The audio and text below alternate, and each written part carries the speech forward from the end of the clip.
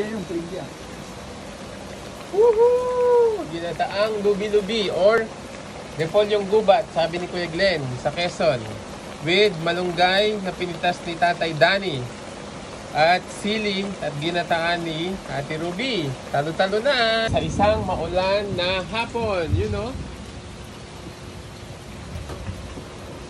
Sarap nito. Pwedeng pagpapak.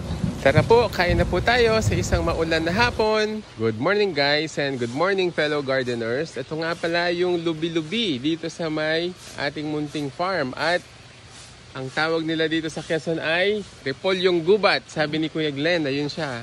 So kukunin natin to at pwede itong igata. Kasamahan natin ng nyog na piniga. At lalagyan natin ng konting manok, tama ba? So, ito pa, marami pa dito. Yun. Ay, ito wala. Galing lang yan dito sa tabi-tabi sa farm. Gagataan daw, sabi ni tatay. Tara po at kain na tayo. Enjoy nutritious and delicious ginataang lubi-lubi. Matipid na at masustansya pa. Follow us for more.